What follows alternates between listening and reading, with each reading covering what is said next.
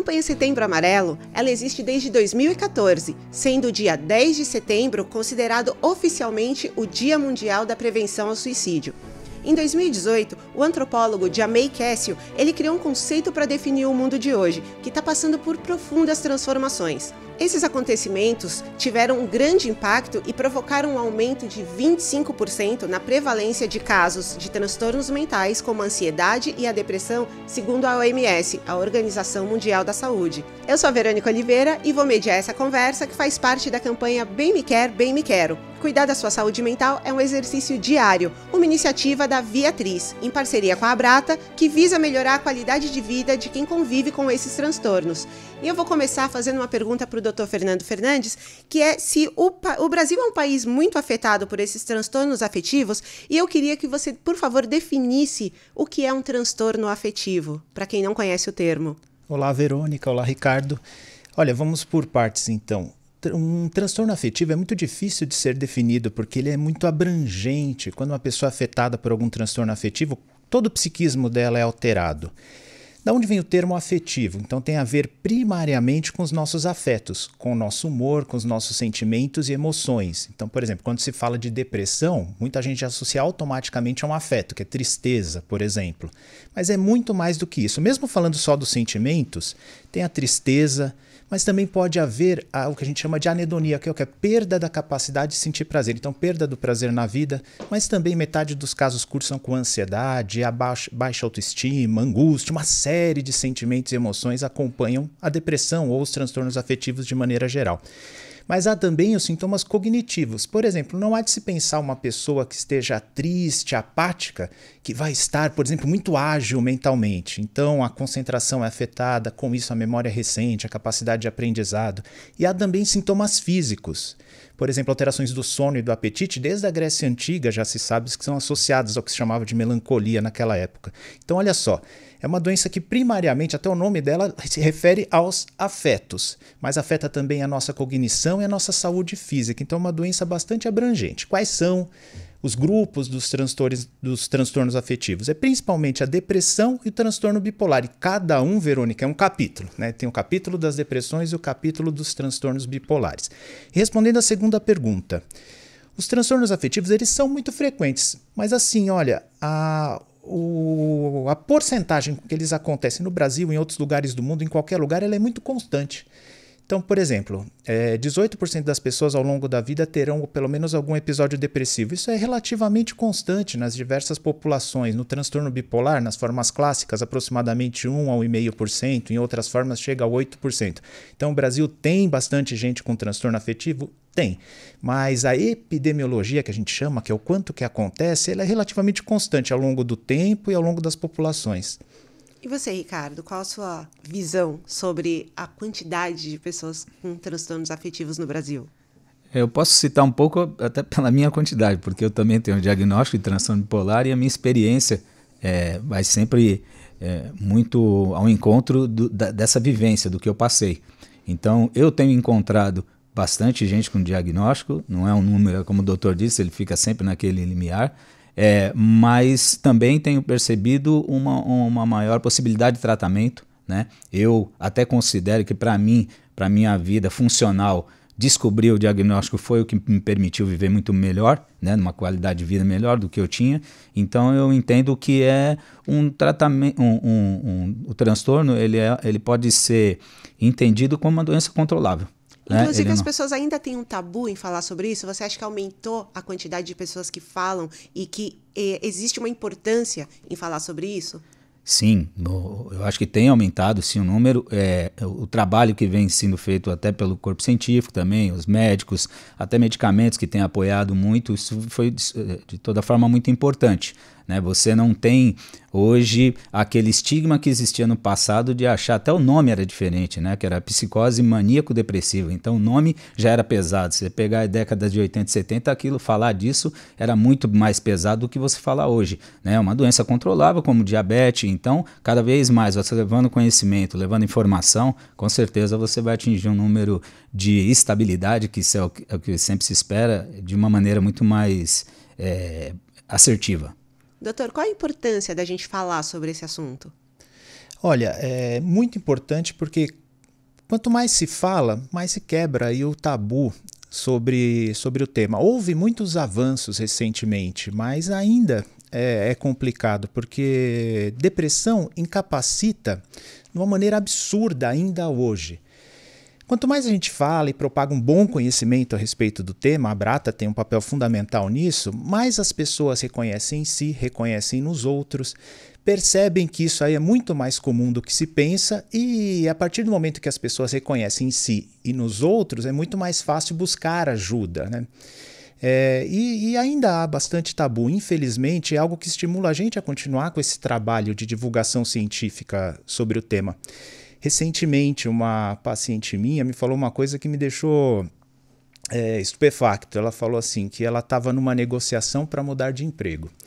Uma profissional competente, e aí ela falou que na empresa atual dela, falaram assim para ela, olha, fica com a gente. Na verdade, a gente te colocou num cargo júnior, apesar de você ser sênior, porque a gente tinha medo, porque a gente soube que você teve depressão recentemente.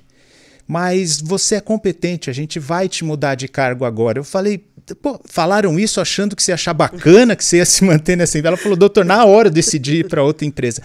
Então você vê que isso aí afeta ainda bastante as pessoas e ouvir esse tipo de relato me estimula muito a continuar divulgando informação científica sobre o tema, né? E como a gente consegue identificar que uma pessoa está sofrendo de um transtorno afetivo? Essa é uma boa pergunta.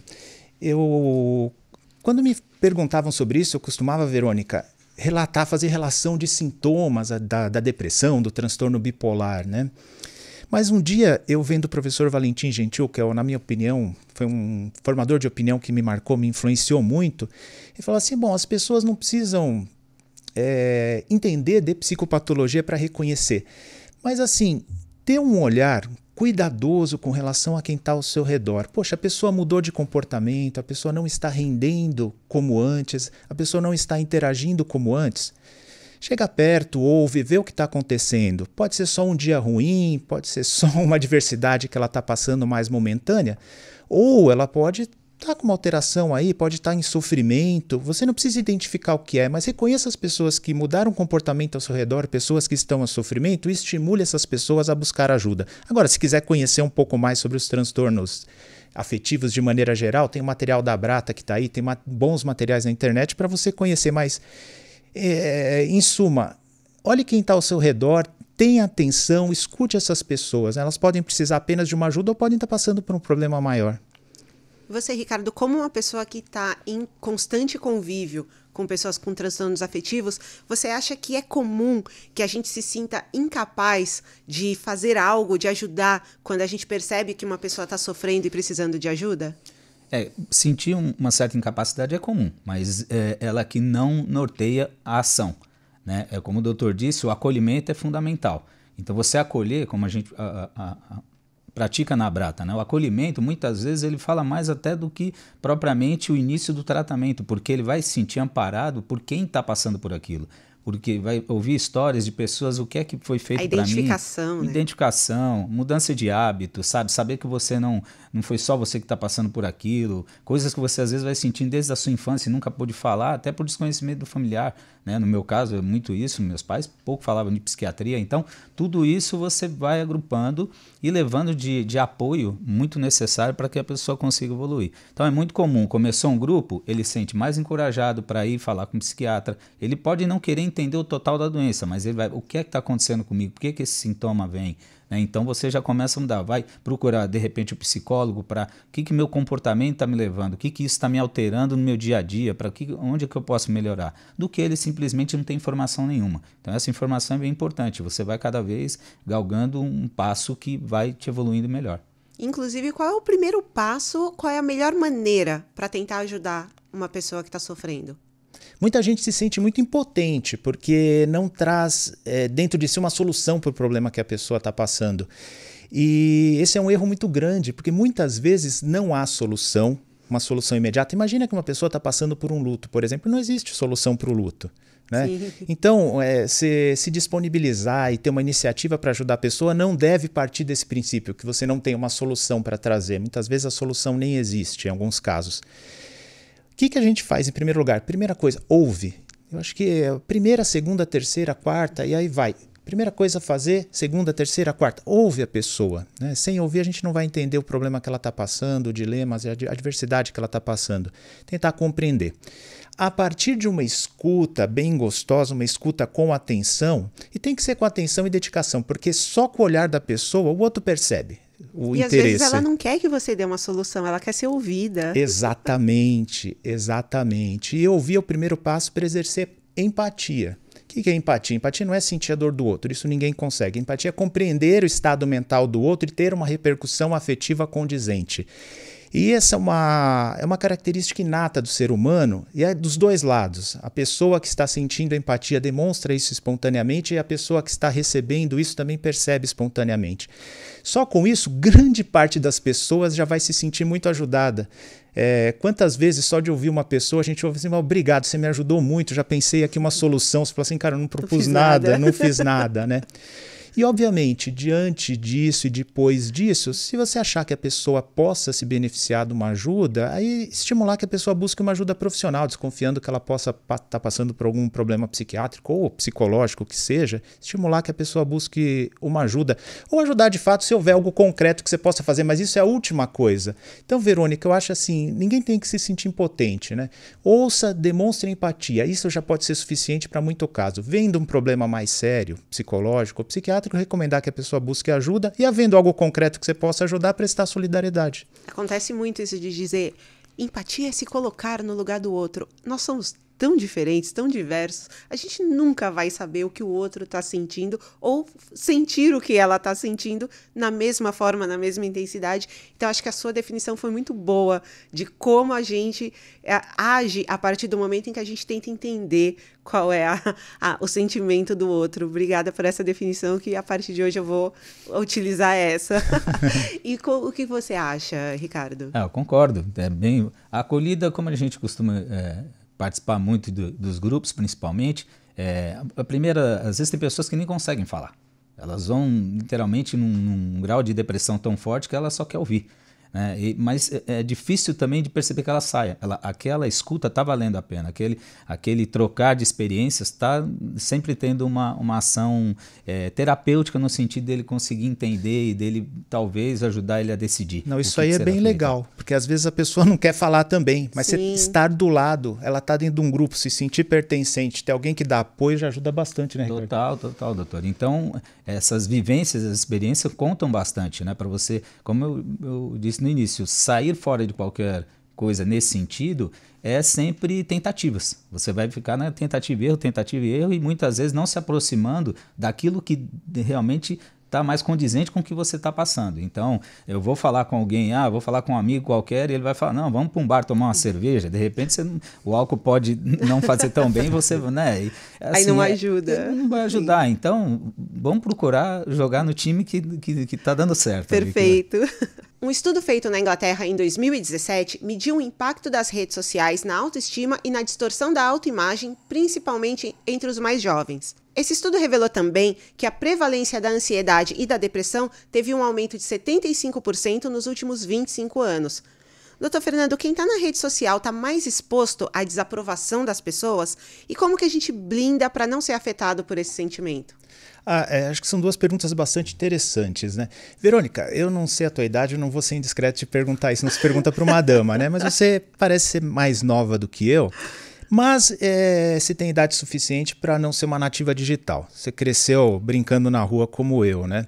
E como é que era que a gente tinha que lidar com a aprovação ou desaprovação das pessoas? Era assim, tinha o nosso grupo lá e como todo grupo existe uma política envolvida para você conquistar aprovação, apoio. Uma vez ou outra tem desaprovação, mas era aquela coisa, brigava num dia, no outro dia estava brincando de novo e a gente lidava com isso dentro do nosso grupo, né? Então, essas relações que começam no núcleo familiar, depois vão para o grupo de amigos, depois vai para a escola e outros vínculos sociais, a gente tinha que lidar mais ou menos com o que estava ao alcance dos nossos olhos, né? Agora, com a rede social, essa questão se amplificou de uma tal forma que eu acredito que o psiquismo e a cognição humana não está muito habituada com isso, porque tudo é uma proporção exponencial. né? Tanto de aprovação quanto de críticas, né? Inclusive eu vi um pouco da tua história, você viveu essa explosão, né? Foi algo muito louco que você viveu. Então acho que você vivenciou um pouco isso. Agora, será que uma criança ela tem a maturidade, a segurança para lidar com esse tipo de aprovação ou desaprovação exponencial? Algo que uma desaprovação hoje em dia o negócio toma proporções gigantescas, ou pelo contrário até, muitas vezes um insucesso, né? O garoto compara ou a garota compara o número de curtidas que ela tem com o do coleguinha, talvez ela saiba lidar com esse insucesso que ela tem, ou até porventura com uma desaprovação em escala que a rede social toma hoje em dia. Eu acredito que não. Então aquilo que a gente vivenciou e foi aprendendo aos poucos, com os solavancos da vida, no que estava ao alcance dos nossos olhos, com as pessoas que nós convivíamos de carne e osso, elas têm que viver de uma maneira um tanto quanto estranha nas redes sociais. Então, Acho que às vezes até o contrário, doutor. Quando você é muito aprovado nas redes sociais, faz com que você ache que isso fora, é normal na vida real, todo mundo vai aceitar tudo que você fala o tempo inteiro. E não é bem assim, exatamente, não é bem assim, né? E aí entra num outro ponto que os nativos digitais, assim, eu percebo uma coisa, né? Quem não é nativo digital, a gente percebe uns erros quando entra no mundo digital. Eles acabam sendo mais inadequados em alguns momentos justamente por não serem nativos. Já os nativos têm um outro problema, porque eles acreditam que aquilo lá é mundo real, acreditam que aquilo lá é a vida, e a vida no mundo real é um pouco diferente dos likes, dislikes e das discussões que existem nas redes, né? Então acho que isso pode gerar bastante ansiedade, eu vejo principalmente nos jovens. É o que eu tenho observado e é o que tem sido mostrado também.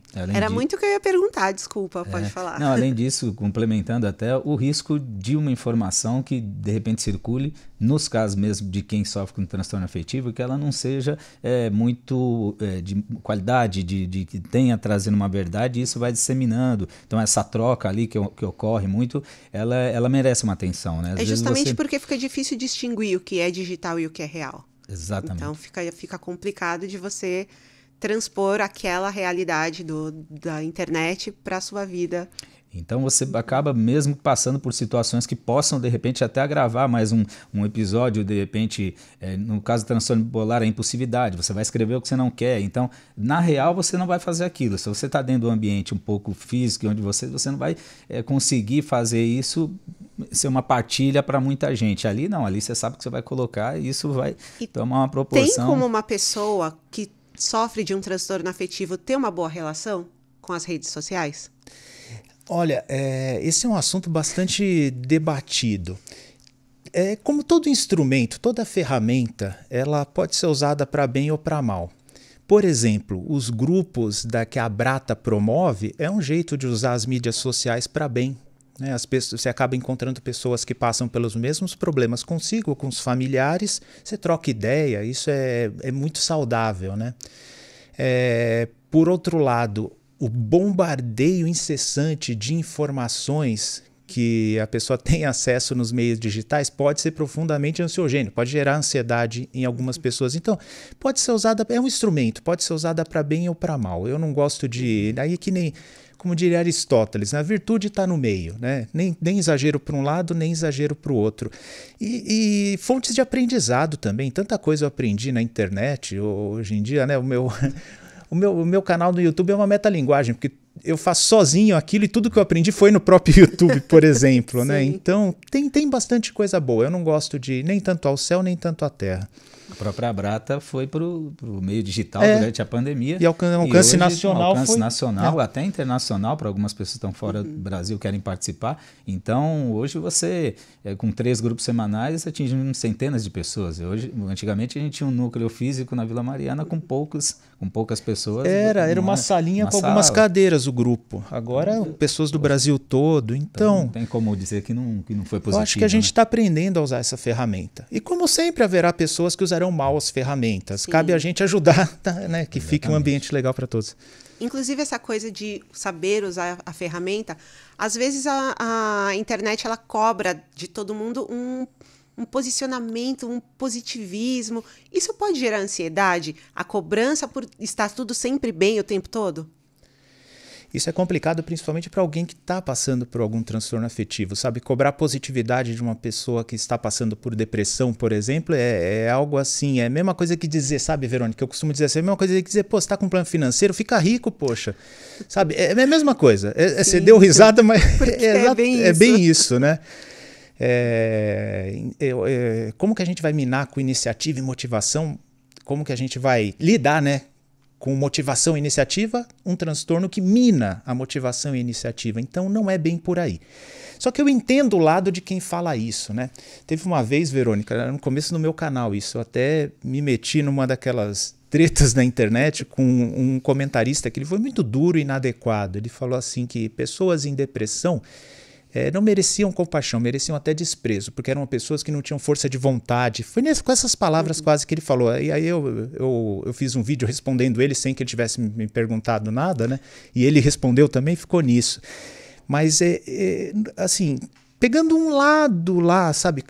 Uma vez eu ouvi do padre, se eu não me engano, não lembro se foi do padre Marcelo Rossi ou do Fábio de Mello, acho que foi o Fábio de Mello, que ele falou assim, olha, quando alguém fala uma coisa estúpida para você, faz uma crítica, tira tudo que foi só para ofender. No fundo pode sobrar lá alguma criticazinha que você pode... E o que eu entendo de uma pessoa que fala isso? Não, tenha motivação, seja positivo, isso melhora. Porque tem sempre uma margem, às vezes é pequena quando a pessoa está bem doente, para que a pessoa tenha uma iniciativa. Cabe a quem está próximo, aos familiares e principalmente aos profissionais, encontrar o momento em que a motivação da pessoa, a iniciativa da pessoa vai fazer diferença. Quando a pessoa está doente, principalmente quando ela está grave, não é esse momento. Aí é o momento de amparar, de cuidar, de tratar com a medicação, dar o apoio da psicoterapia. Agora, quando acontece aquela primeira melhora, que a pessoa já tem aquele lampejo de vida, de iniciativa, aí sim, vamos melhorar a rotina, vamos pôr uma atividade física, vamos exercitar o otimismo, vamos mudar o modo de pensar. Isso é num segundo momento. Então eu entendo quem fala isso. Quem fala isso, na maioria das vezes, Verônica, eu acho que esse repórter a que eu me referi foi muito grosseiro. Mas na maioria das vezes quem fala assim, vamos lá, vamos para frente, está com uma boa intenção.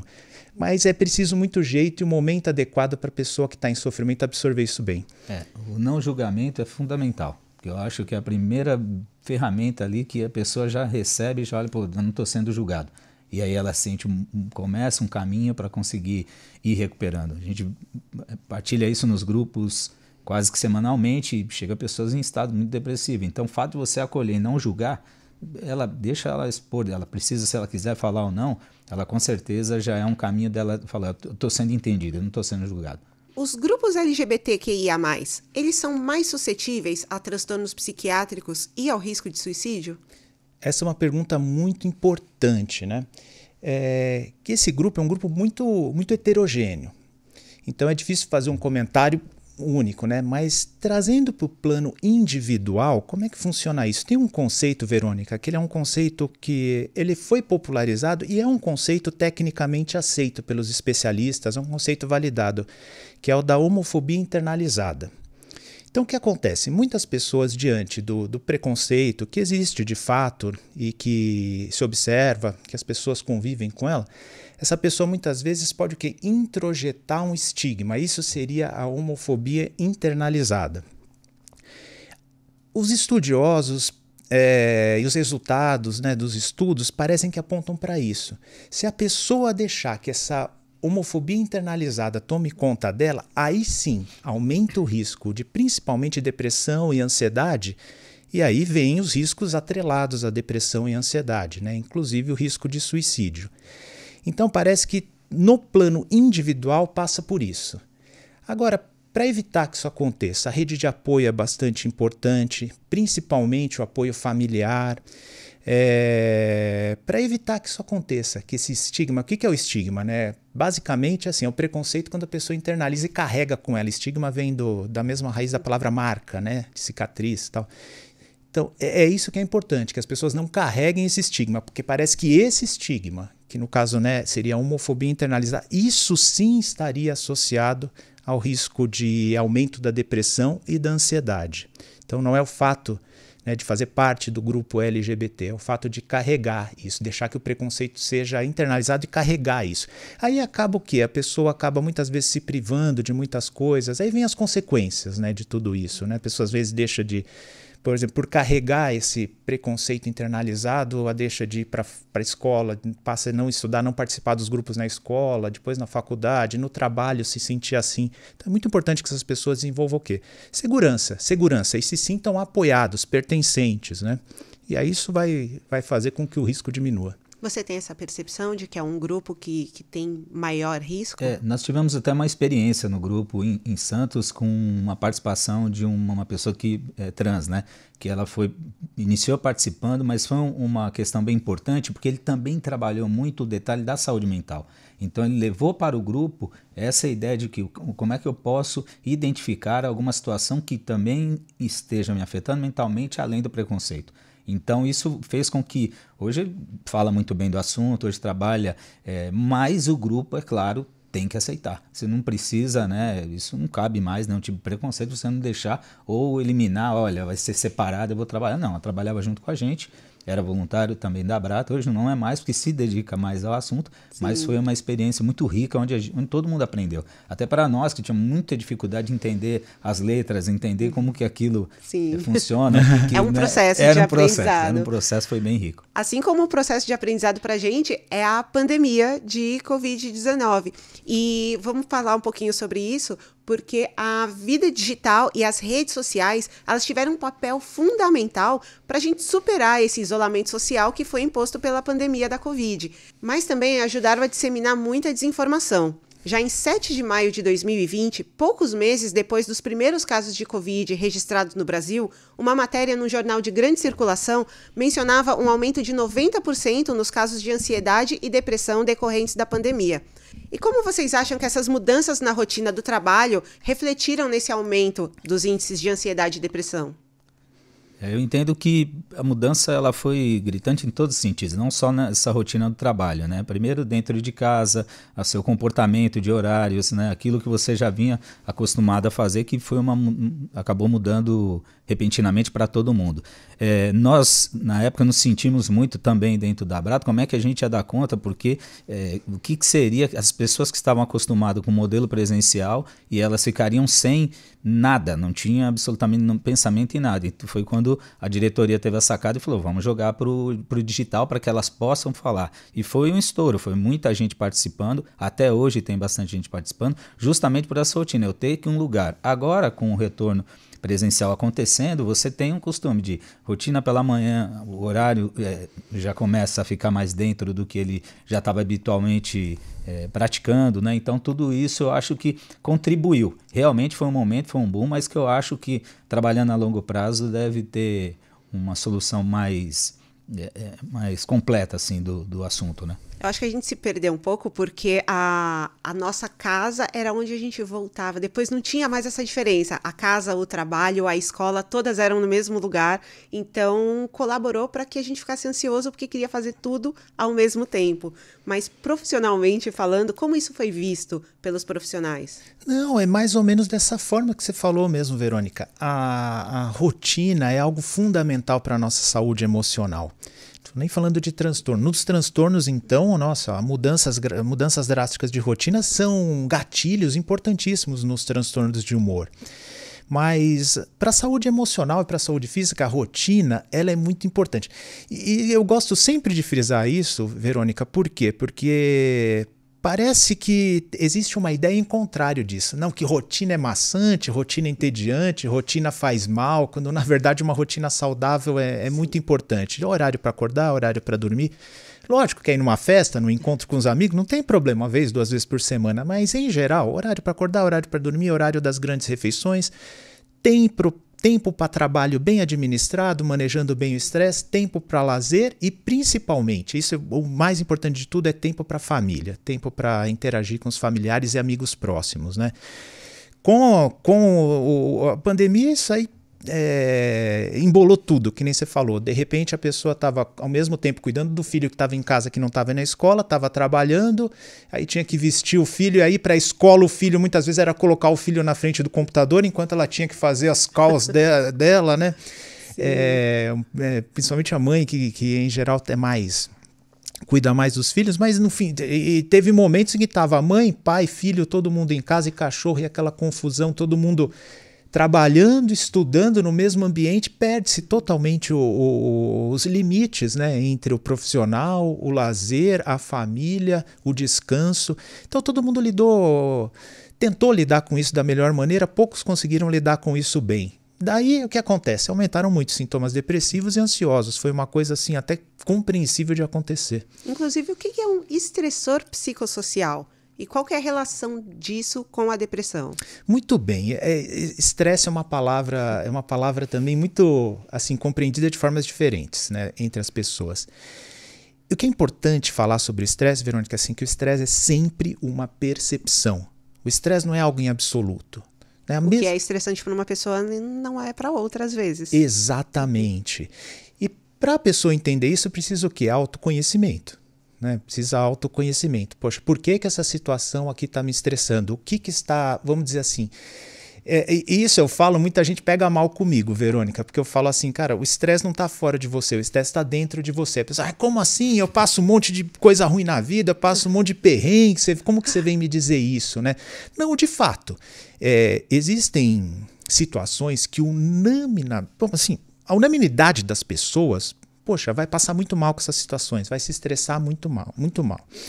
Agora, há situações de conforto, que muita gente vai se sentir confortável. Entre um extremo e outro, existe uma série de situações que umas pessoas vão lidar um pouco melhor, outras pessoas vão lidar um pouco pior.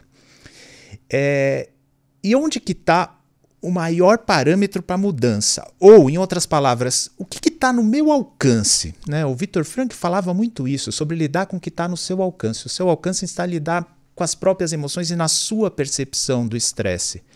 Porque se tem uma certeza na vida é que o estresse vai acontecer. Acontecerão coisas que vão te deixar irritado, ansioso. Hoje de manhã aconteceu, algo que me deixou um pouco irritado. Outras coisas que nos deixam ansiosos, outras coisas que nos deixam triste. Como a gente vai lidar com isso? E aí que entra a percepção do estresse e o manejo emocional. Uma coisa que eu recomendo muito para as pessoas é olhar muito mais para dentro de si. Por que isso está me estressando tanto? Então, por exemplo, eu estou no trânsito, estou parado. Por que isso está me estressando tanto? Isso que eu ia perguntar. O trânsito é um estressor psicossocial? O trânsito seria um estressor, potencialmente para todo mundo, quem mora numa grande metrópole como São Paulo, né? Mas ok, mesmo diante de um estressor como esse, que quase todo mundo desgosta do trânsito em São Paulo, mas o que me faz ficar mais agoniado no trânsito? Por exemplo, uma coisa que eu recomendo, cara, sai com folga de casa. Sai com folga, porque você estará atrasado. O trânsito já te estressa um pouco, ok, você estar atrasado no trânsito é muito pior. Então é você começar a se entender melhor o que está te irritando, por que está te irritando, o que está te deixando triste, por quê. Saber lidar melhor com isso é o que está ao teu alcance, é o que eu recomendo para as pessoas. E epidemias e doenças, elas aumentam os índices de suicídio? Essa é outra pergunta muito intrigante, sabe? Tem uma obra essa é bem interessante, uma obra chamada O Suicídio. Não foi um psiquiatra que escreveu, não foi sequer um médico, né? Foi uma obra que o Durkheim escreveu, e ele é um sociólogo. E eu não estudo ciências sociais, mas os sociólogos falam que é uma das obras fundamentais que inaugurou a sociologia moderna, né? E ele estudando os parâmetros populacionais que aumentavam o risco de suicídio, ele chegou a algumas coisas, Verônica, bastante interessantes que até hoje a ciência comprovou, a estatística comprovou. E uma das coisas que ele fala é que nessas épocas de guerra, por exemplo, de intensa mobilização social, parece que os índices de suicídio diminuem até. Diminuem. Mas por que isso? Porque há um senso de pertencimento, há um senso de unidade da nação em prol ou para combater literalmente aí um inimigo ou para combater um grande perigo que se põe na frente. Então é curioso isso. O quê? Passar uma dificuldade não necessariamente aumenta o risco de suicídio, mas muitas vezes você se sentir impotente e sem ação, isso pode aumentar. Aí entra num outro conceito. Então, aí você consegue perceber melhor esse tipo de índice, porque a percepção de que a pessoa está passando por algo não necessariamente vai induzir a que ela atente contra a própria vida. Mas como que você percebe isso dentro da Abrata? As ideações ou conversas sobre, né, que muitas vezes acontecem nos grupos, realmente fazem sentido com relação a isso. Elas não estão ligadas com um fator, às vezes, determinante social, alguma coisa. Às vezes, pelo contrário, as pessoas estão até num nível já bem equilibrado ou financeiramente muito bem e tal, não tem uma ligação. Então, realmente um vazio existencial inexplicável, que não tem, que a pessoa quer muito tirar aquilo dela, eu quero eliminar aquilo de uma maneira e eu não vejo outra alternativa, né? O Setembro Amarelo possibilita melhor essa conversa porque ele traz ao debate a pessoa saber, olha, está acontecendo, né? Foi fulano de tal, chegou muito próximo, ele teve uma ideia. E às vezes a gente fala de ideação só, mas você tem automutilação com jovens, você tem outros fatores. Quais são os fatores de risco? Olha, é difícil, assim, ele é multifatorial, né? Sempre fala, porque não é uma coisa que se explica eu estou falando pela vivência, cientificamente. Sim. O doutor pode falar melhor, mas pelas vivências que a gente acompanha, até de grupos, existem grupos de enlutados, né, pós-venção ao suicídio, que traz muito sempre essa dinâmica. Puxa, eu não percebi, eu me sinto culpado porque eu poderia ter feito algo, eu poderia ter familiar acompanhado e não tem uma explicação. Às vezes, aos olhos do familiar cuidador, mesmo aconteceu. Então, é multifatorial, não tem uma coisa... A ideia de buscar o fator é justamente trabalhar essa prevenção. Então, não existe um fator específico. Único não. É um fenômeno complexo que pode seguir diferentes trajetórias e exatamente o que você falou. Quando a gente fala de prevenção, a gente tenta, pelo menos, manejar alguns desses fatores, né? E é muito importante o que o Ricardo falou. Muitas vezes familiares e amigos se sentem culpados por não terem percebido. A verdade é que não está ao alcance de ninguém a certeza de prevenir um evento como esse. Não está. E é uma coisa que acaba gerando muita culpa nesses... Sabe, Verônica, esse é um assunto que me é muito caro, dou muita palestra a respeito disso, participo de muitas campanhas. E uma vez eu conheci o senhor Ivo Oliveira num evento que eu fiz na Polícia Militar, que policial é uma população que tem risco especial com relação ao suicídio. E num evento lá eu conheci o senhor Ivo, que ele era pai de uma mocinha. Se eu não me engano, não lembro se foi com 18 ou 20 anos que a filhinha dele foi vítima de suicídio. E depois de ouvir o relato desses pais enlutados por suicídio, eu prometi que nunca mais eu ia abordar o tema sem lembrar dessas pessoas. E é muito importante falar isso. O suicídio, ele é um fato multifatorial e muito complexo. E é impossível que todas as variáveis estejam ao nosso alcance. É impossível prevenir 100%. Mas a gente, Verônica, que nem você falou, a gente tem que pegar os fatores mais importantes e lidar.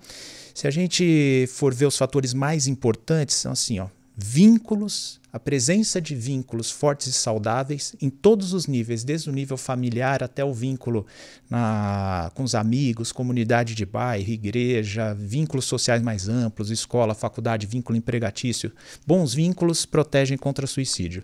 E do outro lado, mais de 90% dos suicídios, eles estão associados de alguma forma a algum transtorno psiquiátrico. Então, reconhecer precocemente e tratar os transtornos psiquiátricos aí é um outro lado também da prevenção de suicídio.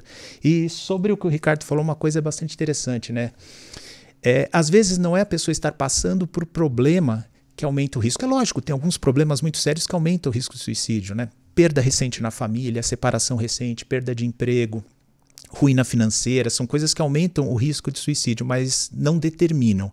Agora, se tem um sentimento que é o mais importante de todos, é desesperança. Então, se a pessoa está no perrengue, mas ela se mantém esperançosa, com garra para sair daqui, ela está protegida. Muitas vezes uma pessoa está numa situação até um pouco mais favorável. Até na depressão, Verônica, uma depressão grave, mas que você fala assim, e a gente tem que perguntar sempre, olha, você pensou em fazer mal a si mesmo? A pessoa, não, doutor, eu estou grave, mas eu estou aqui para me tratar, eu vou ficar bem. Essa pessoa está mais protegida. Agora um outro que tem uma depressão leve, mas que fala assim, doutor, sei lá, já deu o que tinha que dar, não tenho mais esperança de nada. Essa pessoa está mais em risco. Então a esperança tem que ser cultivada. Eu acredito muito que a pessoa ela não pensa em se livrar da própria vida, ela pensa em se livrar da dor que ela está sentindo. Então é uma dificuldade da gente entender esse sentimento, e justamente eu queria saber como a gente consegue não julgar ou tentar compreender o sentimento dessa pessoa, que às vezes parece absurdo pra gente, e aí fica um pouco difícil de entender, mas como a gente faz para não julgar e para acolher esse sentimento da pessoa, por mais distante e absurdo que pareça pra gente? Olha, o exercício da empatia não é para a empatia não é necessário se concordar com nada. É que nem eu falei, é necessário se compreender o estado mental da outra pessoa. Poxa, como essa pessoa está se sentindo? Ela está se sentindo encurralada, sem saída, desesperançosa. Pô, eu já me senti assim em algum momento da vida. Ah, mas o que aconteceu comigo era muito mais sério, era de verdade. Cara, é o que está acontecendo, é o que está gerando isso na outra pessoa. Então compreenda o estado dela, os motivos. Não é uma competição, gente. Não é competição de desgraça, exatamente. Tem gente que entra nessa de competição de desgraça. Entenda, compreenda o estado mental da outra pessoa. Os motivos que levaram ela a isso importam muito menos do que compreender o estado mental dela, né? Agora, outra coisa. Então vai isso. Primeiro ponto. Você não precisa concordar com os motivos que levaram a pessoa ao sofrimento. Você precisa compreender o estado mental dela e saber que você já passou por aquilo. Porque o ser humano é muito parecido. Mudam as motivações, mas os sentimentos e os estados são muito parecidos. E um outro ponto, Verônica, que gera bastante confusão. A pessoa não quer se matar. Se ela quisesse, já tinha se matado, né? As pessoas não compreendem algo que é fundamental no suicídio, que é justamente essa ambivalência. A pessoa quer se livrar do sofrimento, mas há motivos que a mantêm presa à vida. Graças a Deus. E é isso que tem que ser cultivado, isso que você tem que estimular. Né? Então as pessoas não compreendem. Se quisesse se matar, já tinha se matado. É para aparecer, porque as pessoas não compreendem essa ambivalência, que é muito comum. Quase sempre existe isso, essa ambivalência. Você também vê dessa forma, Sim, Ricardo? sem dúvida. Eu acho que acolher a escuta, né, compreender, principal, participar ali junto do que ela também conseguir expor, porque é muito comum, as pessoas que passaram por esse processo, elas têm uma certa assim, dificuldade de se abrir, né? A vergonha é tamanha, né? O medo, aquilo que sentiu, aquilo fica minando qualquer comportamento que pode ser assertivo para ela fazer. Então, ouvir, participar e dar espaço com muito escuta, sem trazer qualquer julgamento de fora, qualquer entendimento suposto de que, olha, isso como o doutor falou, se quisesse não fazia, tal, isso é tudo balela. Isso e não a gente vai... consegue pensar em políticas públicas para a prevenção do suicídio? É fortalecimento da rede de apoio. E aí entra naquelas duas colunas, sabe? Quando um fenômeno é muito complexo, Verônica, eu tento na minha mente simplificar. Aí entra a minha veia de professor, que eu sou há muito tempo, né? A gente tem que tentar ver os princípios. Então, de um lado, apoio. Do outro lado, reconhecimento e tratamento dos transtornos psiquiátricos. São esses dois lados. Então, rede de apoio. Rede de apoio, eu acho que o poder público tem bastante papel, mas, de fato, são entidades não governamentais que prestam um serviço enorme. A Abrata, por exemplo, para os portadores de transtornos afetivos, o CVV para qualquer pessoa que tenha acesso, pode ser um celular, um computador, qualquer coisa que seja, tem um meio aí de ter um apoio emocional, e outras redes de apoio para as pessoas. E, por outro lado, acesso ao, primeiro, reconhecimento, né, dos sintomas e do risco de adoecer do ponto de vista psiquiátrico, e uma vez tendo essa suspeita, ter acesso ao tratamento. E, Ricardo, como que funciona a rede de acolhimento para pessoas com transtornos afetivos? Hoje, falar especificamente mais da Abrata, né? A Abrata tem um site, você pode se inscrever, qualquer um pode participar, em todo o território nacional. A Abrata, eu comecei na Abrata em 2008, hoje, então em 2022, eu vejo o quanto evoluiu isso e o quanto mais pessoas podem, né, virou uma referência para esse assunto dos transtornos afetivos, mas você tem o CVV, como o doutor disse também, o CVV é outra rede, 24 horas, mais antiga que a Abrata, o CVV já passa dos 60 anos, que você antigamente via o telefonezinho deles, hoje acho que eles já estão com internet, alguma coisa, um trabalho fundamental que é escuta, né? Eles são parceirão da Abrata para todos esses trabalhos, então essas são as redes, mas hoje você tem hospitais que atendem público, né, que recebe aqui mesmo na região da Vila Mariana, aí você tem hospitais que recebem pessoas especificamente saúde mental, então isso, claro que a política pudesse colocar em mais locais seria fundamental, né? O próprio SUS tem os CAPs, às vezes, então, fortalecer esse movimento é muito importante, né? Porque você realmente consiga, pelo menos, levar informação, né?